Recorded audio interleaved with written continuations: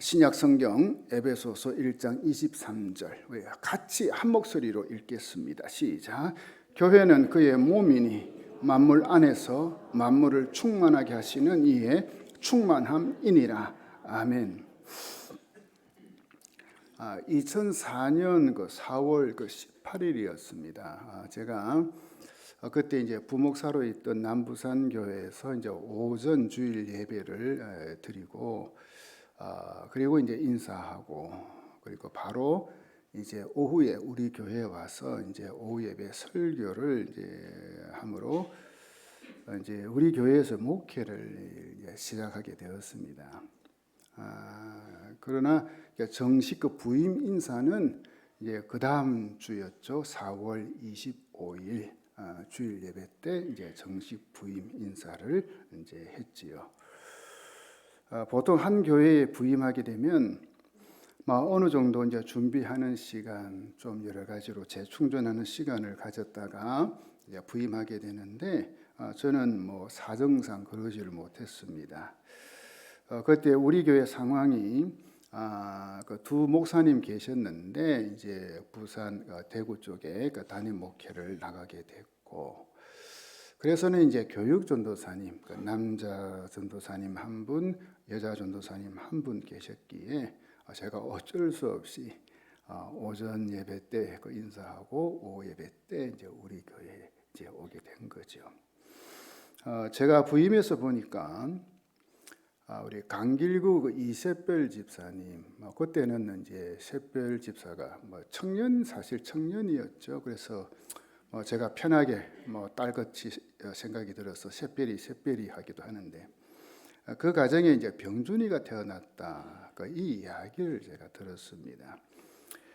이제 지금은 이제 군인으로 있고 지난주에 휴가를 나왔죠, 그렇죠? 그래서 이제 어젓한 청년이 된 거. 그러니까 제가 오니까 이제 태어난 지 채 한 달도 안 됐더라고요. 그때 제가 이제 오게 된 거지요. 그리고 제가 이제 정식 부임 인사를 4월 25일 날 했는데 이제 모든 예배를 마치고 이제 오후 늦게 저한테 이제 연락이 왔어요. 그리고 강병관 신정옥 집사님 가정에 새로운 생명이 이제 태어났다. 지금은 어엿한 대학생이 된 이제 강혜연 이 애죠. 이 혜연이의 어릴 적 별명은 얼음 공주였습니다. 새침해도 그렇게 새침할 수가 없었습니다. 그런데 신기하게도 목사인 제가 혜연아 하면 이제 팔을 쭉 벌리면은 얼른 달려와서 저한테 푹 안기는 거예요. 심지어 제가 뽀뽀하면요. 그래서 제가 이제 이 볼을 딱 옆으로 돌려대면 제가 이 볼에다가 뽀뽀까지 했어요.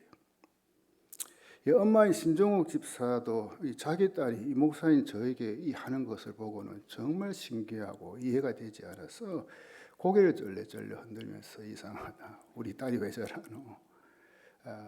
참 그 정도로 또 저한테는 잘 안기고 그랬습니다. 그런 애가 이제 대학생이 됐어요. 또 제가 우리 교회에서 첫돌 예배를 드린 게 그 민병욱입니다. 6월 30일이 이제 생일이니까 제가 부임하고 약 2달 후에 첫돌을 맞이한 거지요. 이 병욱이가 지금 이제 경기도 그 가평에서 또 이 군생활을 하고 있거든요. 그러니까는 참 제가 이 말씀을 드린 것은 제가 부임하고 지금까지 참 이렇게 세월이 흘렀다는 거, 이걸 이제 말씀드리는 거지요. 그리고 제가 첫 장례식을 집례한 게 그 고 이창기 은퇴 권사님, 다 아시죠? 그때 사실은 우리가 금요일마다 권찰 공부했고, 그래서 우리 그때 공부하신 우리 여자 성도님들, 일꾼들 같이 이제 거제도 에서도 수양관에서 가서 하루 수련회를 그때 이제 할 때였지요. 그때 이제 이창기 권사님도 함께 가시려고 했는데 마침 그날 몸이 좀 안 좋으셔서 이제 가지 않고 집에 계셨어요. 그래서 우리는 이제 예수도 수양관에 도착해서 뭐 예배 또 기도회 등등 여러 가지 이제 프로그램 진행하고 있는데 그때 이제 연락이 왔지요. 이창기 권사님 쓰러졌다고 집에서 연락을 받았습니다. 그 이후로 이 권사님은 이제 회복하지 못하고 결국 먼저 이제 천국에 가셨던 겁니다. 이렇게 해서 우리 교회에서 이제 제 목회가 시작이 되어졌습니다. 그리고 이제 21년이나 세월이 지금 흐른 겁니다. 이제 저도 죄송합니다만은 어르신이 되었어요. 이 올해가 되니까요, 그 폐렴 구균 그 무료 접종 그 받으라고 문자가 오대요. 거기 보니까 어르신이라 나오더라고요. 좀 기분이 이상하더라고요. 내가 이 어르신이가 아직도 굉장히 젊었다 생각했는데. 그리고 몰랐는데요. 한 분이 알려주셔서 은행에 가면 지하철 무료로 탈 수 있는 카드 발급받을 수 있다고.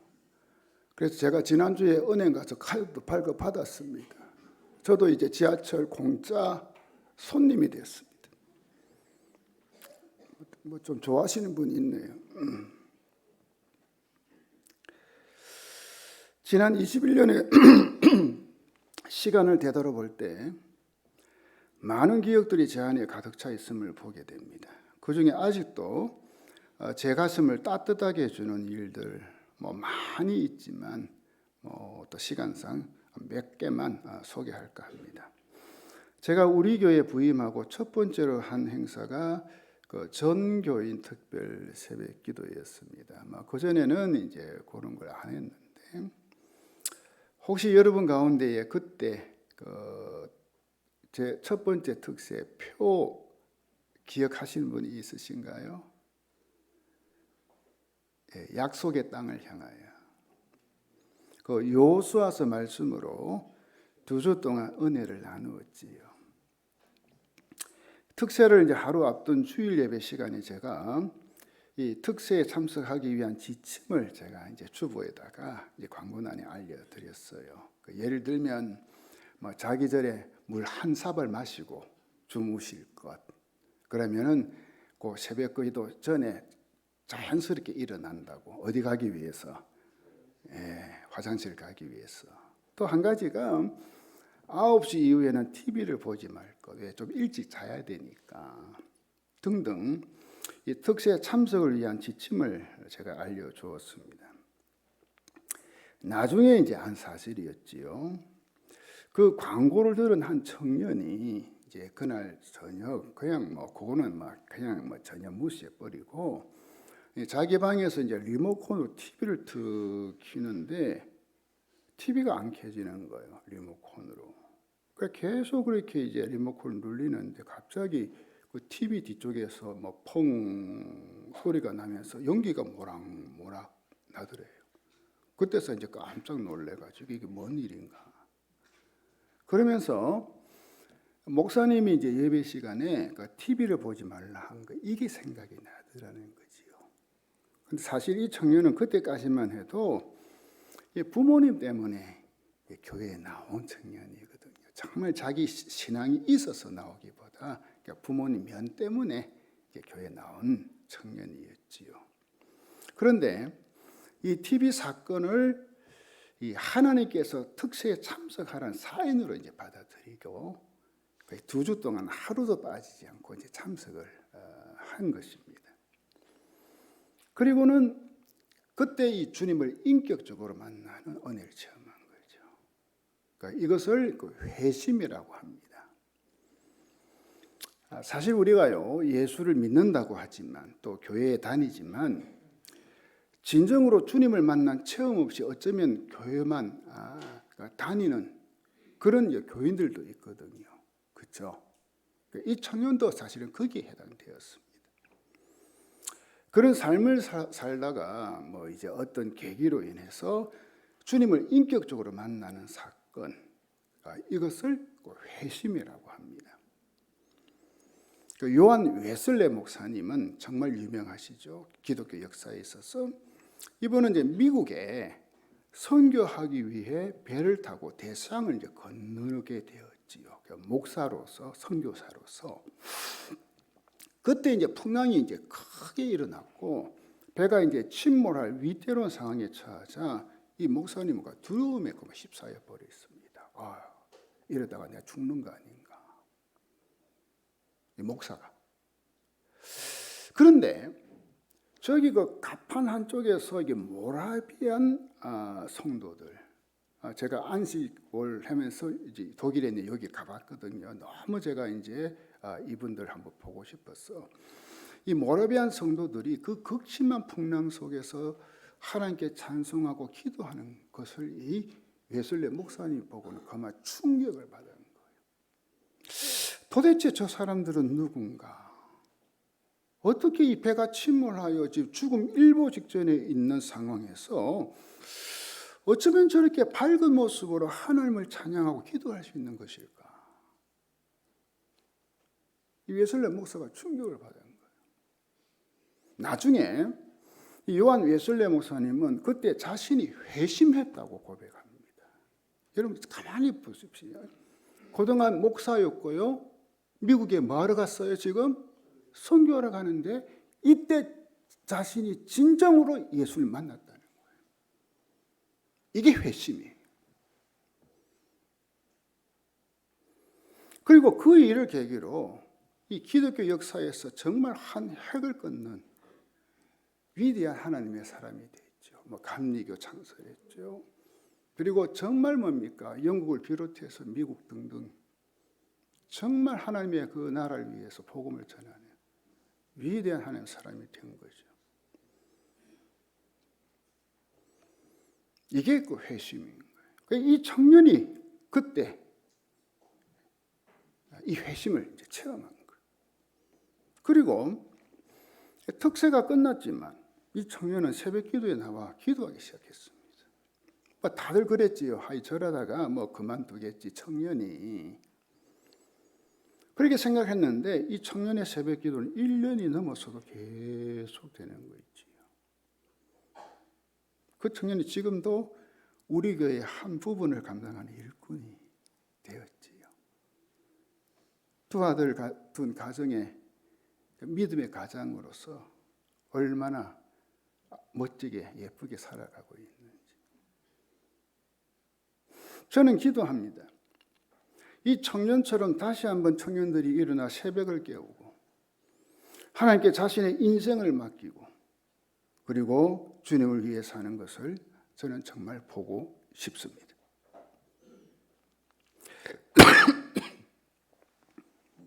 그 후로 계속되어진 특세 때마다 하나님은 우리에게 생각지도 못한 은혜를 부어주셨습니다. 특세하면 성도들이 그렇게 새벽을 깨우고 몰려들었습니다.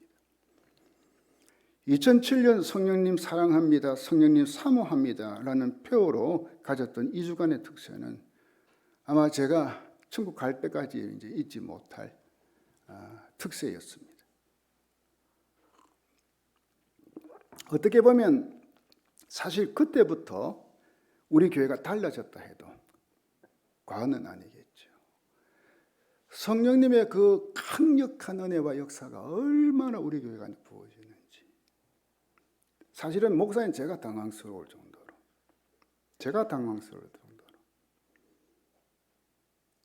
그리고는 교인들의 기도가 달라지고 믿음이 달라지고 여기까지 오게 된 거죠. 그리고 잊지 못하는 것은 이게 단기 선교입니다. 2004년 부임하고 그 다음에 2005년 우리 교회 처음으로 태국 단기 선교를 가게 됐습니다. 모든 성도들이 정말 기뻐하셨어요. 야, 우리 교회도 단기 선교 간다. 그래서 정말 기도 많이 해주셨고 또 물질로 얼마나 많이 후원해 주셨는지 제가 아직도 기억하고 있습니다. 주로 이제 대학 청년들 중심으로 어른들도 몇 분 계셨고 거기다가 조금 전에 이게 신생아 축복기도 했던 임슬기 이 친구가 그때 중학생이었거든요. 슬기야 맞니? 어디 갔노? 저 안에 들으니까 지금 못하는 거네. 그때 중학생이었어. 그게 지금은 결혼해가지고 이제 아기 엄마가 돼가 오늘 지금 기도받고 있네.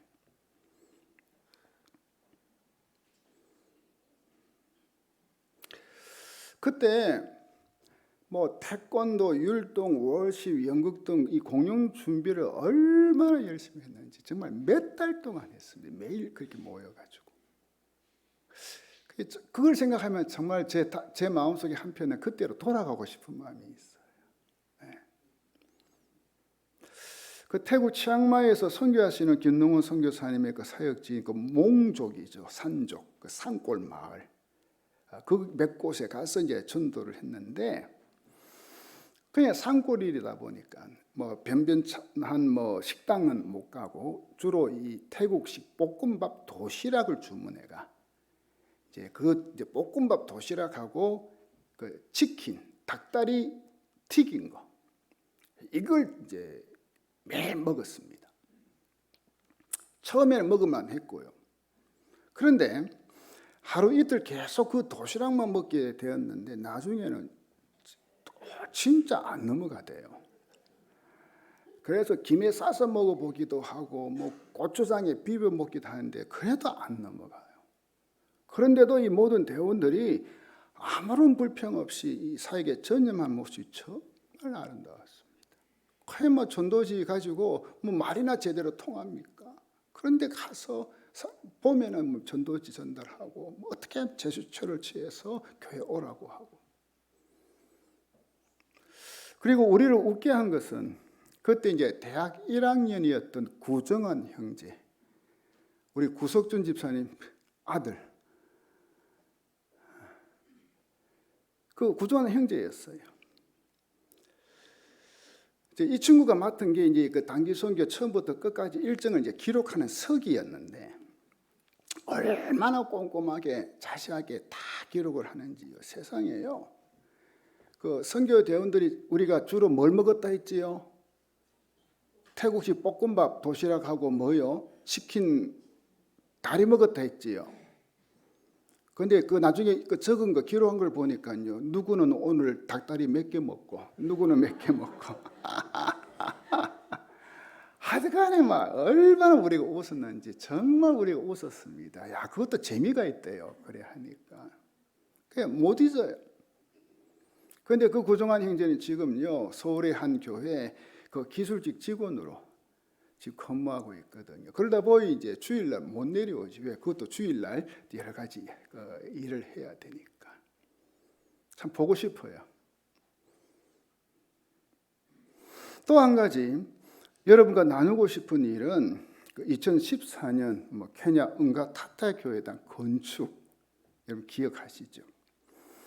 우리 교회 최초로 선교지 교회당을 건축하기 위해 이 모든 성도들이 그때 헌금을 했는데 그때 이제 그 선교사님이 이제 요청한 금액이 있었거든요. 그런데 그 금액보다 성도님들이 2배 넘게 헌금하는 거예요. 왜? 야, 우리 교회도 한 선교지 교회당을 한번 짓는구나. 그래서 정말 그 선교단 열망이 참 컸다는 걸 그때 제가 봤고, 그래서는 정말 어린아이부터 해서 모두 다 동참해가지고 하나님께 드렸더니만 세상에 그 선교사님이 그 교회 짓는데 그 드는 비용보다 2배나 더 나왔고.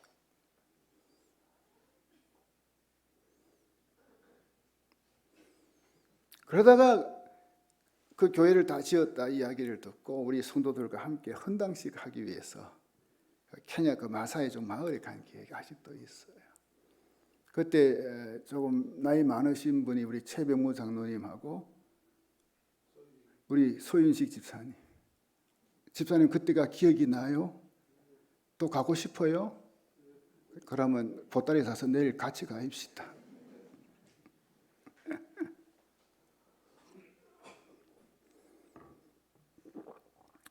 그 후로 우리 성도들 가정에서 헌금해서 이제 선교지 교회당 짓는데 이제 동참을 했죠. 사실 그때 제가 이제 성도들한테 말씀드린 게 있어요. 성도들 가정마다 천국 가시기 전에 선교지 교회당 하나 짓고 가세요. 그랬더니만은 그런 소원을 가지고 그 헌금하고 교회당 짓고 여러 가지 짓고, 그 제가 보니까는 지금까지 14곳을 지었더라고요. 저는 우리 교회 성도들 가정마다 정말 선교지에 교회당 건축 정말 하고 천국 가기를 축원합니다. 그 외에도 할 일이 많이 있지만, 그리고 낙도 선교도 빼놓을 수 없지만 제가 시간에서 못 하겠어요. 그죠? 그때의 그런 추억들. 예. 이 외에도 여러분과 나누고 싶은 일들 이야기한다면 밤을 새워도 다 하지 못할 것 같습니다. 사실 지난 21년이 어떻게 지나갔는지 모르겠습니다. 굳이 단어로 표현한다면 희노애락이 있었다라고도 할 수 있겠죠. 기쁨과 분노와 슬픔과 즐거움. 사람이 세상을 살아가면서 느끼는 4가지 감정이 희노애락이잖아요. 교회도 사람이 모인 곳이기 때문에 이 희노애락이 있는 것, 그건 어쩌면 당연한 것 같습니다. 기쁜 때도 있었고, 사실은 기쁜 때가 참 많았죠. 반면에 이 목사로서 분노를 느낄 때도 사실은 있었고요. 예를 든다면 어떤 성도가 관계 속에서 이 시험이 들어요. 성도 간에. 그래서 교회를 떠나는 경우 정말 속상하고 정말 화가 치밀어 오르죠. 목사로서. 조금만 양보하고 조금만 그래 하면은 그런 일이 없을 텐데 왜 저렇게 하나. 등등. 이 목사로서 화가 날 때도 있더라고요. 지금 이 자리에서 다 말할 수는 없겠죠, 제가. 그리고 슬플 때도 있었지요. 특별히 성도의 가정에 예기치 못한 사고나 사건이 일어났을 때, 생각지도 못한 질병으로 고통을 겪을 때 목사인 제 마음은 슬픔으로 채워질 수밖에 없었습니다. 이런 슬픈 일, 안타까운 일이 성도의 가정에 일어나면 목사의 마음은 정말 무거워지더라고요. 혹시 목사의 내가 하나님께 잘못한 게 있어서 성도의 가정에 그런 일이 일어난 것인가? 참 이런 생각이 들기도 하고요. 또 혹시 목사가 기도를 좀 더 많이 하지 않아서 그런 일이 일어난 건 아닌가? 별별 마음이 다 들기도 한 적이 한두 번이 아니었죠. 이 희노애락과 함께 떠오른 단어는 동고동락이었습니다. 동고동락이 뭡니까? 함께 괴로워하고 함께 즐거워한다 이거였죠. 사실은 지난 21년이 동고동락이었습니다. 사실 저는 이 동고동락이라는 말을 참 좋아합니다. 왜냐하면 함께 하나 한 마음 이게 이 단어에 들어있기 때문에 같이 괴로워하고 같이 즐거워하고 바로 주님 안에서 이 공동체를 이루는 곳이 이 교회라는 것, 동고동락하는 것, 이게 교회라. 이제 제가 조기 은퇴하고 교회를 떠난다고 생각하니 마음에 걸리는 게 사실 여러 있습니다. 그 중에 하나가 함께 동고동락한 성도들과의 이별. 참 이게 참 마음에, 목사의 마음에 많이 걸리는 거죠. 특히 이제 목사가 목자로서 아직도 이 돌봄이 좀 필요하고 뭔가 모르게 또 기도하며 함께 곁에 있어 줘야 할 성도들, 이분들을 두고 떠난다는 게 정말 이게 힘든 거 있죠. 참 힘든 거 있죠. 이건 어쩌면 앞으로 계속해서 제 마음에 있는 그 무게가 아닌가 생각해 봅니다. 우리 교인들 중에 그 80이 넘었지만 이제 아프고 이제 약해졌을 때 있잖아요. 어르신들이. 그러면요, 꼭 이 어버이를 찾는 어린아이처럼 이 목사를 찾는 거예요. 그런 우리 교회 어른들이 참 많이 있었어요. 꼭 어린아이가 어버이를 찾는 것처럼 목사를 찾아요. 이 목사가 신방 가서 한번 이렇게 뵈면 진짜 이 어린아이처럼 좋아하시면서, 최근의 일이죠. 제가 우리 최창섭 집사님 작년인가 그 코로나 걸려서 교회 한동안 못 나오시고 거의 다 기력 잃었고, 그 집에 신방을 갔더니만은 정말 이 90 넘은 노인이 어린아이 같아요. 제 손을 잡고 얼마나 좋아하는지. 제 손을 꼭 잡고 놓지를 못하시는 어른들 대할 때마다 이 목사의 자리가 뭔가, 이게 목사의 자리구나 생각하게 해주었습니다. 이 성도에게 있어 목사란 어떤 존재인가? 여러 가지로 말할 수 있겠지만 저는 목자와 양의 관계라고 말하고 싶습니다. 목자는 이 양의 형편과 사정을 속속들이 알고 보살피며 또 말씀으로 이 바른 길 인도하는 것, 이게 목자잖아요. 제가 이제 조기 은퇴한다고 하니 어떤 성도님이 이런 말을 했다고 합니다. 목사님은 우리 집에 숟가락이 몇 개인지도 다 아실 정도로 우리 형편과 사정은 다 아시는데 우리를 두고 떠나시면 어떻게 하나? 이 말을 서로 하시고는 우셨다는 이야기를 제가 들었습니다. 참 마음이 무거웠지요. 그리고 뭔가 모르게 참 마음이 착잡하다는 거 있잖아요. 그렇죠? 그러면서 한편으로 내가 좀 더 있어야 하나, 더 해야 하나. 순간적으로 이 생각이 들기도 했습니다.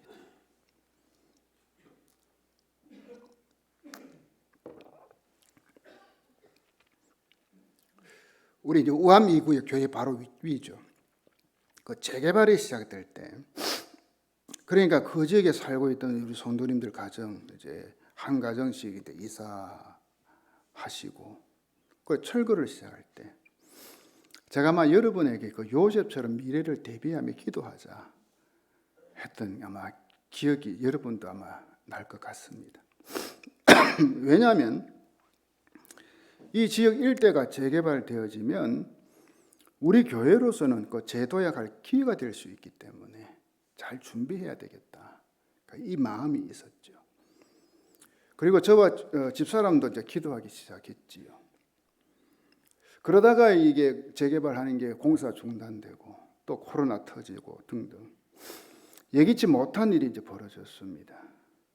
그러다 보니 이제 교회 미래를 바라보면 더 기도하기 시작했죠. 그때는 뭐 신방도 딴 건 못하니까 그러니까 교회에서 그냥 더 기도하고 더 어떻게 할 것인가. 그러던 중 약 한 3년 전쯤에 저와 집사람이 함께 기도하며 이제 이야기를 나누기 시작했습니다. 언젠가는 재개발이 되고 우리 교회 뒤쪽부터 입주가 될 텐데, 그리고 제가 우리 오암동과 이 감만동 그리고 이제 우리 오암동과 인접해 있는 대운동 쪽에 그 재개발 그 상황을 한번 쭉 확인해 보니까 한 3만 세대 정도가 되더라고요. 앞으로 점차적으로. 또 우리 교회를 비롯해서 이 앞에 도로변에 있는 이 지역도 언젠가는 다 뭐 가로주택 등등 다 이제 재개발 될 것 같고요. 쫙 다 문현동까지 다. 거기다가 그 우리 교회 앞이 7부두인데 이게 이제 없어지고 해양 클러스터 단지가 거기에 이제 조성이 되어지는 이미 계획이 돼 있고요. 그러면 이 지역은 그야말로 새로운 지역이 되는 겁니다. 그래서 이 교회의 미래와 비전을 생각하며 기도하던 우리 부부는 저희 이제 은퇴 시점에 대해 이제 서로 이야기하면서 이제 기도하기 시작을 했습니다. 왜냐하면 목사는 교회를 위해 존재하는 자이기 때문에, 목사는 교회를 위해서 존재하기 때문에 이 교회의 미래를 두고 기도한 거예요. 사실 제 평생 이제 소신이 그거였습니다. 목사는 교회를 위해서 존재하는 사람이다. 교회가 목사를 위해서 있는 게 아니고 목사가 교회를 위해서 존재한다. 그러면서 내가 이 목사로 있는 이유가 뭔가? 왜 하나님이 나같이 부족하고 못난 사람을 목사로 부르셨는가? 사실 이 질문을 평생 제 가슴에 새기며 지금까지 목사의 삶을 살았습니다. 제가 이 질문을 늘 가슴에 새기며 살게 된 계기가 있지요. 첫 번째는 목사는 교회를 위해서 존재한다는 걸 제가 신학을 하면서 배웠기 때문에, 깨달았기 때문에. 그리고 한 가지 더는 간혹 진짜 아주 가끔이죠. 흔한 일은 아닙니다만은 이 목회자, 즉 목사와 이 전도사 중에 분명히 이 목회자는 교회를 위해 존재하는 자인데 그렇지 않고 교회가 목회자를 위해 존재하는 것처럼 그렇게 사는 것을 제가 간혹 이제 보았기 때문입니다. 어떤 경우는 보면 이 생계를 위해서 꼭 목회하는 것 같고, 교회가 어떻게 되든가 말든가 자기 것만 챙기면 되는 것처럼 그렇게 하는 게 거의 없지만 간혹 그게 있더라고요. 제가 보았던 거죠. 그런데 이것은 그 목사만의 문제는 아닙니다. 이 하나님의 일꾼으로 부르심을 받은 모든 직분자들에게도 해당되는 문제지요. 왜 하나님께서 나를 이 장로로, 권사로, 집사로 부르셨는가? 그 이유가 뭐냐는 거예요. 목사, 장로, 권사, 집사 돼가지고 그게 명예고 의시되는 거, 그걸 위해서 부르셨나? 아니라는 이야기지요. 장로, 권사, 집사는 여러분에게 사익을 위해 그 직분을 주신 것이 아니라 교회를 위해 주셨다는 것을 잊어서는 안 됩니다.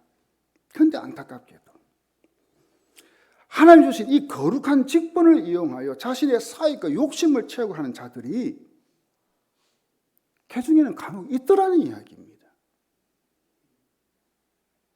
주님께서 우리에게 직분을 주신 것은 주님의 몸인 교회를 세우기 위함인 것, 여러분은 믿으십니까? 에베소서 4장 11절 12절 보십시오.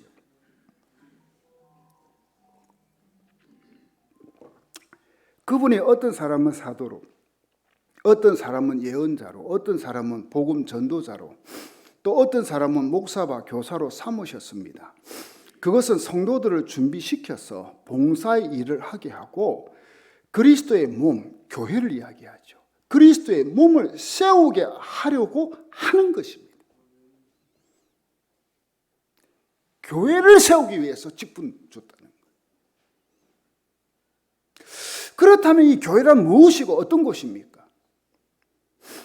가장 중요한 것은 교회는 예수 그리스도의 몸이라는 거예요. 이미 제가 수차례 여러분에게 교회가 그리스도의 몸이라는 것을 제가 말씀을 그동안 많이 드렸습니다. 에베소서 1장 23절이죠. 쉬운 성경입니다. 교회는 그리스도의 몸이며 모든 것을 넘치도록 채우시는 분이 계신 곳입니다. 뭡니까? 교회는 그리스도의 몸인 동시에 모든 것을 채워주시는 그 예수님이 계신 곳이라. 이게 교회입니다. 이게. 그리고 공동 번역 성경입니다. 교회는 그리스도의 몸이며 만물을 완성하시는 분의 계획이 그 안에서 완전히 이루어집니다. 자, 여러분 놀랍지 않습니까? 교회는 주님의 몸이고 이 만물을 완성하시는 게 이 하나님이 통치하시는 거죠. 그런 주님의 계획이 완전히 이루어지는 곳이 교회다. 쉽게 얘기하면 하나님의 일이 이루어지는 곳.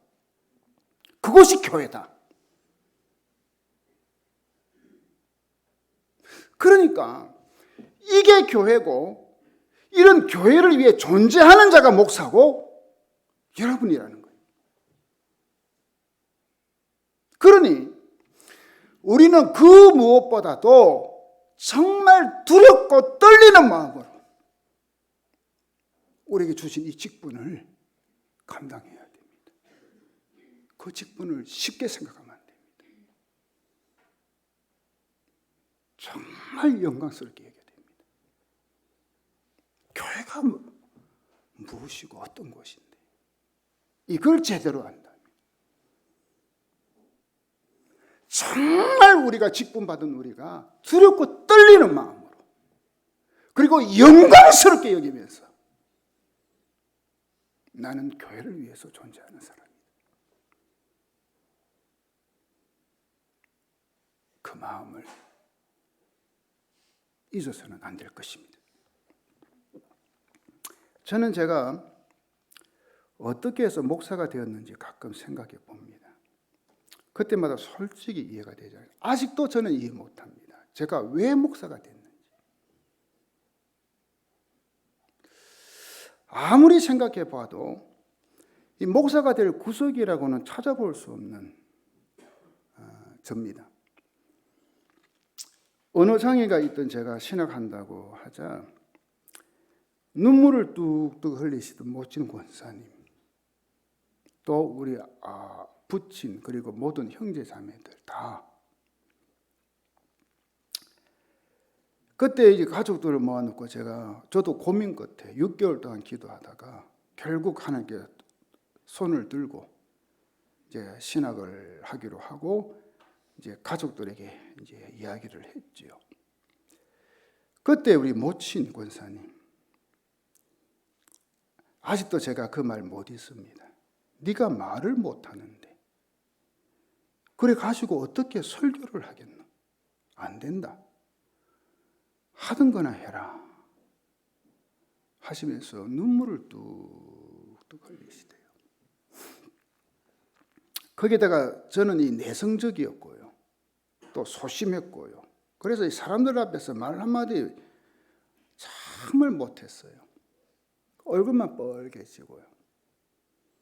그런데 그런 사람이 목사가 되어 이 설교하고 말씀 가르치고 앞장서서 교회를 이끈다는 거 이건 상상도 못할 일이잖아요. 이런 사람이.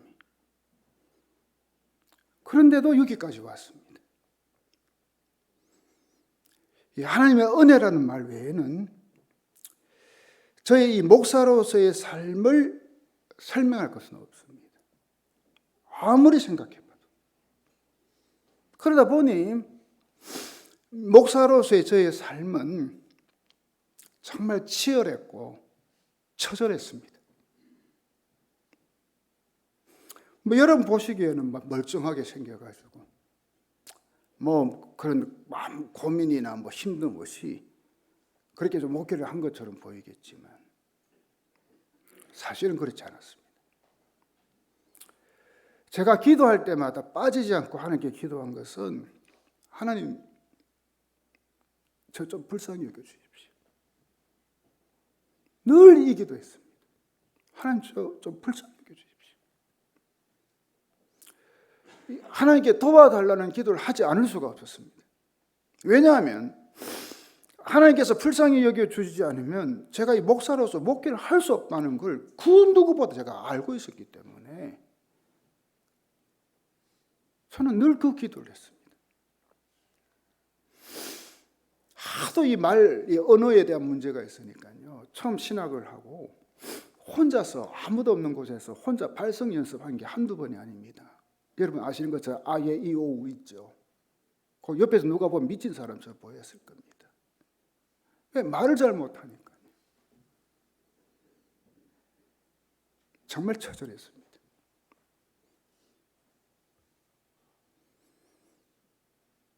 다른 목회자들은 한 서너 시간이면 설교 한 편 준비한다고 보통 하더라고요. 근데 저는요, 그 시간은 지금까지도 준비가 안 됩니다. 못 합니다.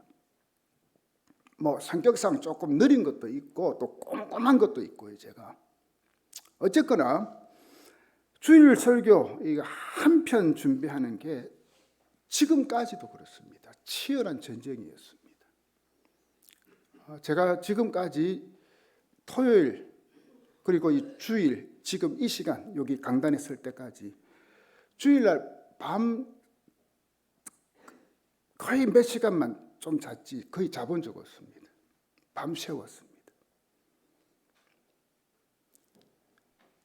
한 주 동안 말씀 묵상하고 여러 가지 참고되는 책 읽고 준비하고 마지막으로 밤을 새워가며 다시 한번 마무리합니다.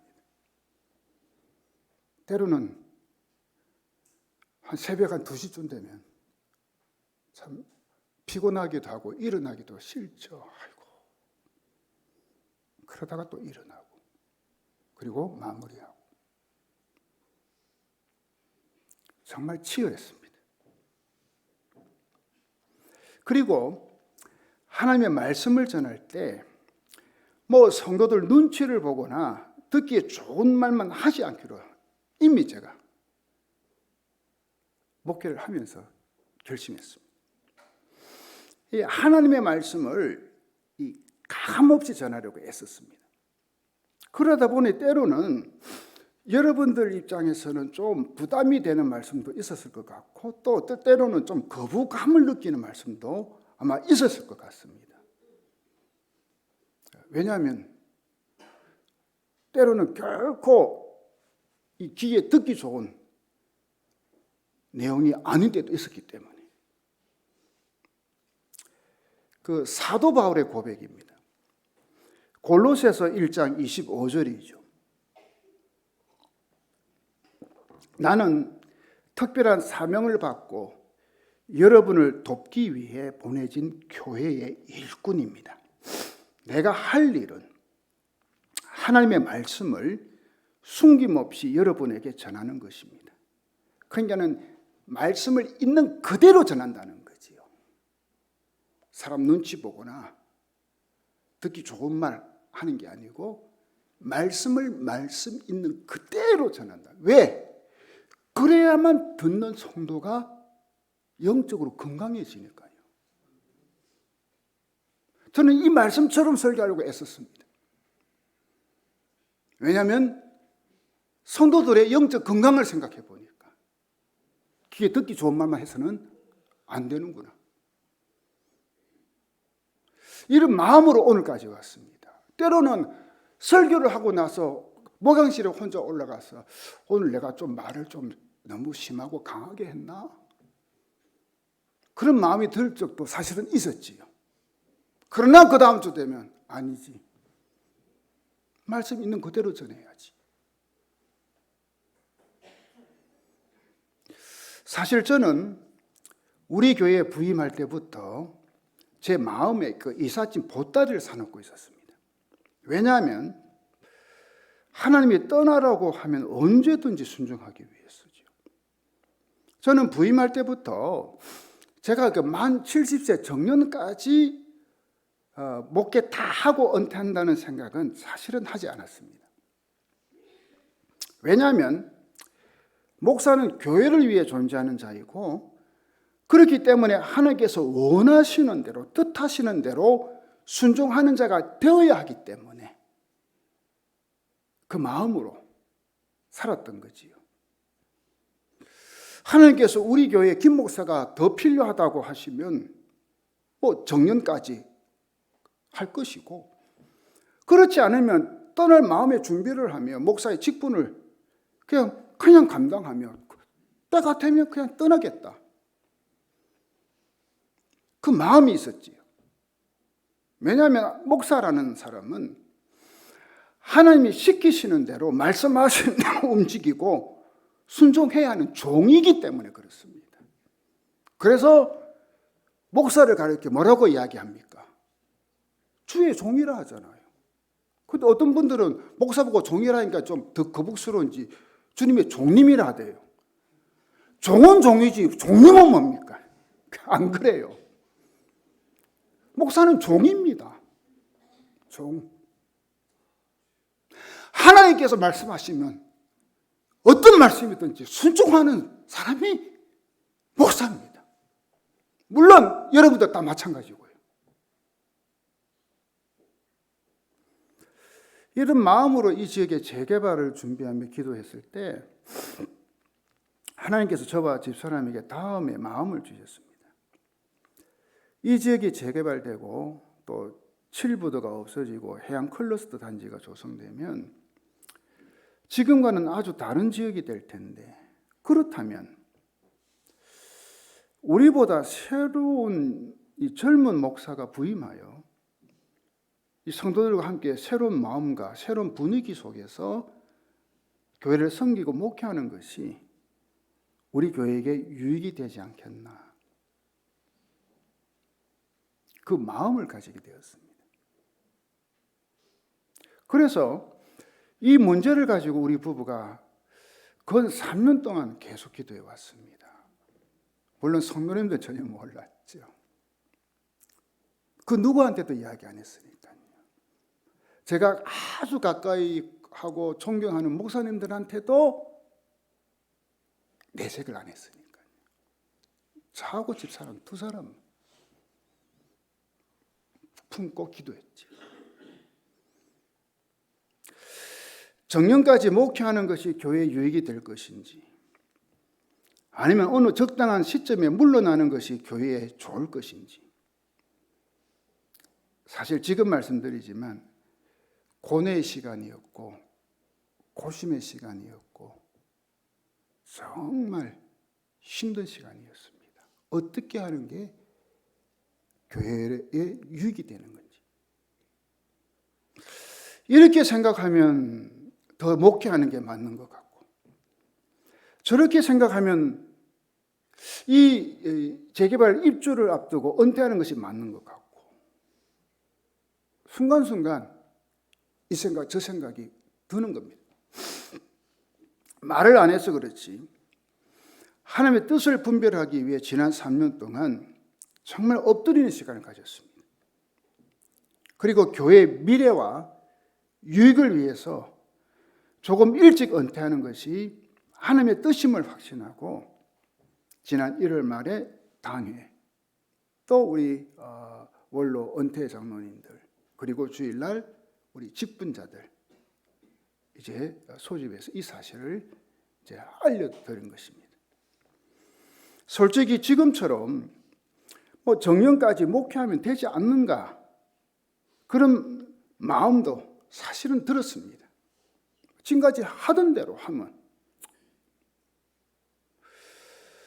그리고 이 주님 안에서 동고동락한 성도들과 이 조금이라도 더 함께 지내는 것을 사실은 마음으로는 원하기도 하고, 뭔가 모르게 좀 이분들과 좀 더 같이 좀 내가 지냈으면.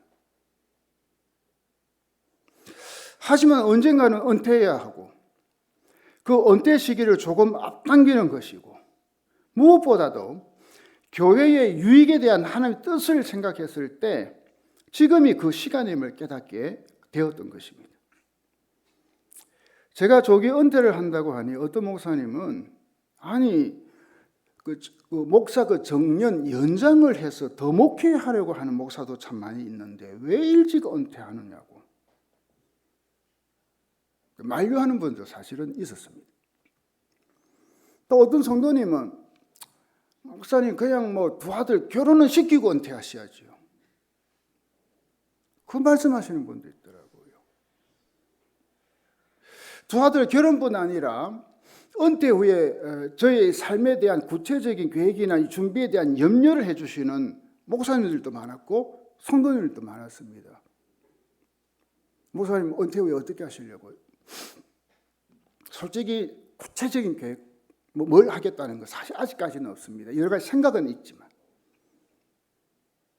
다 이런 게 다 저를 생각해 주는 고마운 말들이었습니다. 하지만 목사는 이러한 것들보다 하나님의 뜻과 교회의 유익을 먼저 생각하고 추구하는 자이기에 이것 또한 하나님께 맡기는 겁니다. 앞으로 내가 어떻게 살고 또 무슨 일을 하고. 왜냐하면 지금까지도 그렇게 살아왔으니까. 하나님께 맡기고 살아왔으니까. 앞으로도 하나님께서 하실 것이다. 그 믿음으로 사는 거죠. 이제 우리는 새로운 후임 목사를 청빙하는 아주 중요한 시점에 있습니다. 이 중요한 시점에서 저는 여러분에게 당부하고 싶은 게 있습니다. 오늘은 두 가지만 말씀드리겠습니다. 첫째, 주님의 몸인 교회 공동체에 이 지체 의식을 가져달라는 당부입니다. 우리는 다음 세대, 즉 주일학교와 청년들이 이 다른 세대가 되지 않길 기도하고 있습니다. 그렇죠? 그런데 이 교회마다 들리는 소리는요, 30, 40 세대가 다른 세대가 되고 있다는 거 있지요.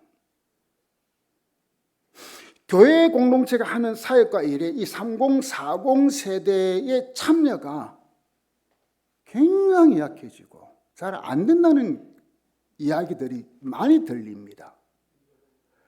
모이라고 해도 안 모이고 좀 하자고 해도 안 하고요. 실제 있어서 일이니까 현실이니까요. 11조 비롯해서 교회 공동체 위에서 뭔가 좀 헌금을 하자, 특별 헌금을 하자, 안 한다는 거죠. 제대로. 지금 30, 40이 다른 세대가 되어가고 있습니다. 심각합니다. 지금 이제 50대 이상은 이래도 저래도 그냥 교회에 충성하며 갑니다. 이분들이 다 천국 가고 나면 교회 어떻게 되겠느냐. 끔찍합니다. 그래도 우리 교회는 사정이 좀 나은 것 같습니다. 그러나 다른 교회 보면 위기감을 느낍니다. 이 30, 40 세대로 내려갈수록요, 그냥 뭡니까? 자기 개인주의죠. 가정 또 자기 자녀들. 거기에만 언덕 신경을 쓰지 이 교회 공동체, 주님의 몸인 이 교회를 세우기 위해서 헌신하는 것은 이제는 별거 관심이 없는 거예요. 점점 더. 자, 여러분 이것을 아셔야 됩니다. 교회가 존재해야 여러분이 존재하는 거잖아요. 교회가 없으면 여러분도 없습니다. 교회가 건강하고 은혜로워야 여러분과 여러분의 가정도 건강하고 은혜롭게 된다는 거 아십니까? 주님은 이 교회 공동체를 통해 성도 한 사람 한 사람이 존재하도록 하셨습니다. 교회를 통했습니다. 교회가 없으면 다 없어집니다. 그렇기에 그 무엇보다 교회가 잘 돼야 됩니다. 그러면 여러분과 여러분의 가정도 잘 되게 되어 있습니다. 그래서 지금은 그 어느 때보다 이 공동체 의식, 지체 의식이 정말 요구됩니다. 이 교회 공동체를 위해서 함께 고민하고 함께 기도하고 함께 움직이고 함께 섬기는 것. 저는 정말 이 일에 여러분 모두가 더 힘을 쏟게 되기를 당부드리는 것입니다. 둘째, 주님의 몸인 교회를 위해 기도해 주시기를 당부드립니다. 교회는 기도로 세워집니다. 제가 올해 우리 교회 표어를 기도가 삶이 되게 하라 지은 이유가 있습니다. 그 어느 때보다 올해는 우리 교회에 기도가 필요하기 때문입니다. 감사한 것은 매일 저녁 8시에 있는 단일 저녁 기도회에 이전보다 더 많은 성도들이 참석해서 뜨겁게 기도가 있다는 것. 정말 감사하죠. 우리가 기도하다 보면 어느 순간 성령님이 임하시고 그러면 놀라운 일이 일어날 줄 믿습니다. 성령님은 기도하는 자를 좋아하시고요. 기도하는 교회를 기뻐하십니다. 그렇게 교회가 기도하면 성령님은 기뻐하시고 그 교회의 은혜와 능력과 축복을 부어주시는 것입니다. 특별히 우리가 지금 기도해야 할 것은 성도 서로를 위해서 기도하는 겁니다. 이 주님 안에서 이 가족으로서 서로를 기도로 지지하고 세워주는 것, 정말 지금 필요한 지금입니다. 그리고 후임 목회자 청빙을 위해 기도해야 합니다.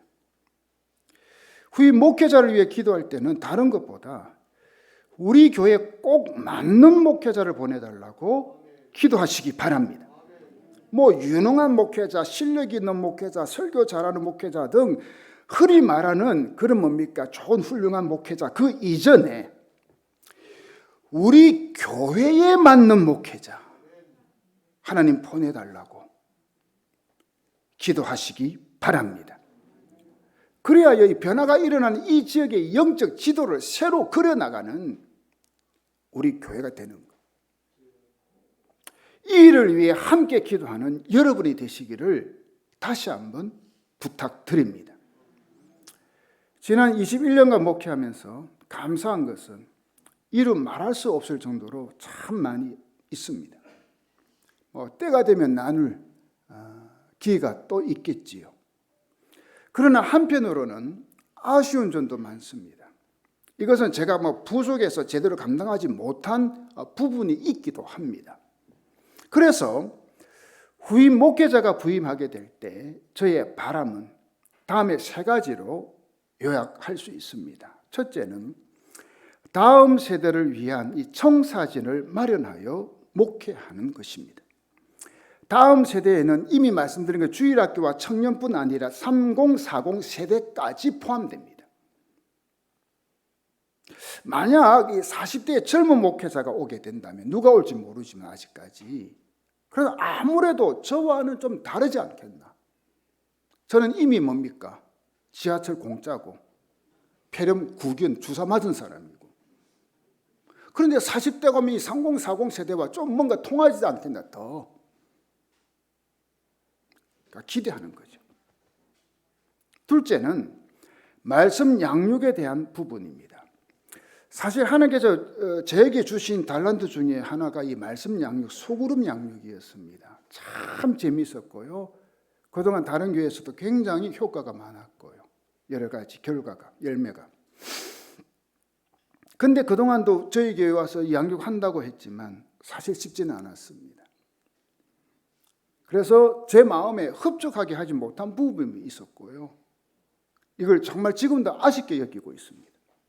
그래서 후임 목회자가 이제 오게 되면 정말 이제는 성도들에게 이 말씀 양육 철저히 시켜서 이 주님의 진정한 이 제자 양성에서 이 교회를 더 건강하게 세우는